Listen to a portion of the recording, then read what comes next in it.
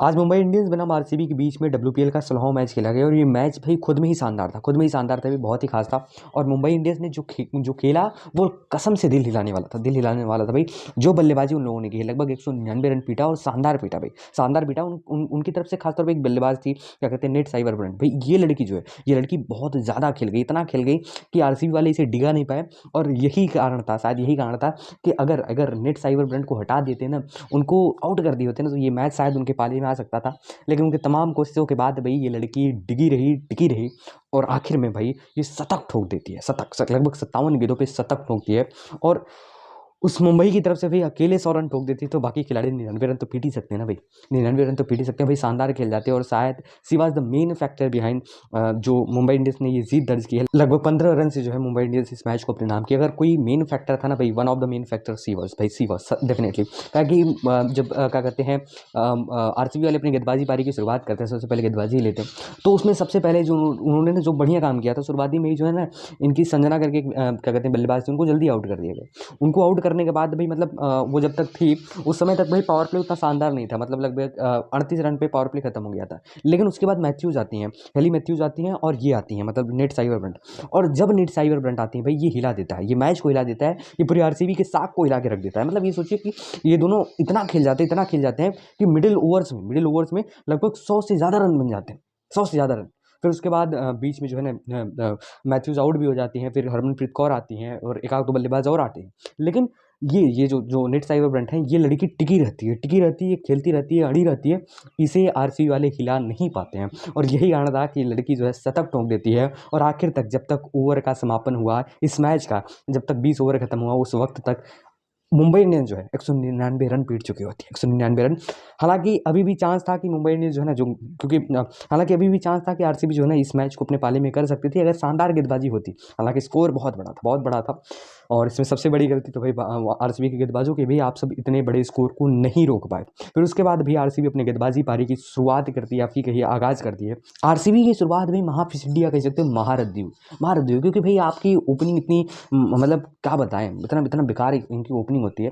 और इतना बेकार होता है कि मुंबई इंडियंस के गेंदबाज पूरे तरीके से उनके ऊपर हावी हो जाते हैं, पता नहीं चलता कि लोग ओपनिंग कर रहे हैं। मतलब ये सोचिए कि तीसरे ओवर से इन लोगों का विकेट गिरने का सिलसिला शुरू हुआ और वो थम ही नहीं रहा है, थम ही नहीं रहा है। मतलब ग्रेस हैरिस आउट हुई, फिर क्या कहते हैं स्मृति मंदाना साहब बहुत जल्दी आउट हो गई, फिर वोली करके थी वो आउट हो गई, उनके बाद क्या कहते हैं गौतमी करके थी वो 1 रन पे आउट हो गई, राधा यादव 0 रन पे आउट हो गई। ये सब करते कराते मतलब ये सोचिए कि 5 विकेट ऐसे गिर गए कि जिनकी आप कल्पना नहीं कर सकते। मात्र 35 गेंद पे, मतलब मात्र 35 रन पे इनका 5-5 विकेट उड़ चुका है, 5-5 विकेट, 5-5 विकेट। मतलब ये आलम है, ये आलम है।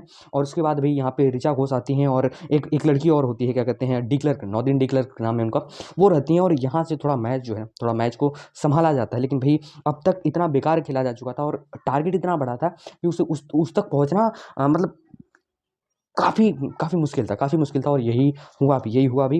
काफ़ी सी कोशिशें की गई और जल्द ही, बहुत जल्द ही भाई ये भी नॉर्दन डी क्लर्क भी आउट हो गई। फिर उसके बाद भाई आरसीबी संभल नहीं पा रही थी, सही बताएं तो विकेट टिकी ही नहीं रहे थे। अरुंधति रेड्डी भी आती हैं, ये भी बहुत जल्दी चली जाती हैं। और आलम ये आ जाता है एक समय में भाई, क्या कहते हैं 27 गेंदों पे 83 रन ठोकना था इन लोगों को जीत के लिए। और इस बीच भाई ऋचा घोष भाई अभी भी मौजूद थी, वो लड़की खेल रही थी। फिर उसके बाद भाई सयाली आती हैं, 9-0 पे आउट हो जाती हैं और ये आलम रुक नहीं रहा था। लेकिन फिर श्रीलंका आती हैं और आखिर तक भाई 15वें ओवर के बाद से जो है ऋचा घोष जो है अपना गेंदबाजी का जो है, बल्लेबाजी का मतलब गियर बदलती हैं और पीटना शुरू करती हैं भाई, शानदार पिटाई शुरू करती हैं। मतलब एक ओवर तो ऐसा था कि भाई पूछिए मत, मतलब उसमें जो है ना इन्होंने छक्का छक्का छक्का, फिर एक की मारी, फिर चौका मारा, मतलब इस तरीके से पिटाई करनी शुरू कर देती हैं। लेकिन वही तो बताया ना भाई कि आंकड़ा बहुत बड़ा था, रन बहुत बड़ा था। शुरुआती बल्लेबाजी जो आरसीबी के शुरुआती बल्लेबाज थे वो लोग कुछ कहीं के नहीं गए थे, उसका मैं बताऊं तो कुछ कहीं कहीं के नहीं गए थे। आलम ये हो गया कि लगभग 7 गेंदों पे 36 रन ठोकना था, 7 गेंदों पे 36 रन ठोकना था। ऋचा घोष काफ़ी कोशिशें करती हैं और आलम ये हो जाता है कि आखिर तक भाई 3 गेंद बचे थे और 22 रन चाहिए थे। मतलब इतना ख़राब हालत हो जाता है। और ऋचा घोष लगभग 90 रन ठोकती हैं लगभग 49 गेंदों में। और शायद ऐसी कोशिशें पहले हुई होती, पहले के गेंदबाजों से हुई थी, ओपनिंग वाले बल्लेबाजों से हुई होती, तो शायद आरसीबी इस मैच को अपने पाले में कर पाती। लेकिन भाई ऐसा कुछ नहीं हुआ। 184 पे इस मैच का समापन हो गया और लगभग 15 रन से इस मैच को गंवा दिया गया भाई।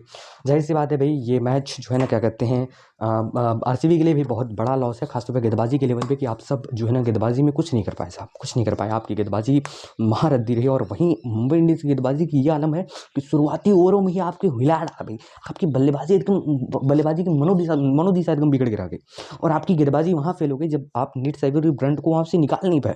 वो लड़के टिके रह गए, लेकिन आप न उन्हें हटा पाए और न ही, अगर वो नहीं हटाया तो चलो कोई भाई जो और सब बचे बल्लेबाज हैं उन्हें धड़ा आउट करें, लेकिन वो भी नहीं हो रहा था, वो भी नहीं हो रहा था। आखिर में कोशिशें की गई, लेकिन जब चिड़िया चुग गई खेत तो क्या करे भाई, ठीक है। तब पछताए होते का जब चिड़िया चुग गई खेत। हालांकि भाई मुंबई इंडियंस को बहुत बहुत बधाई, आप सब रिकवर कर रहे हैं भाई। शुरुआती कई सारे मैच हारे गए, लेकिन फिर वापसी हो रही है और बढ़िया वापसी हो रही है, ठीक है।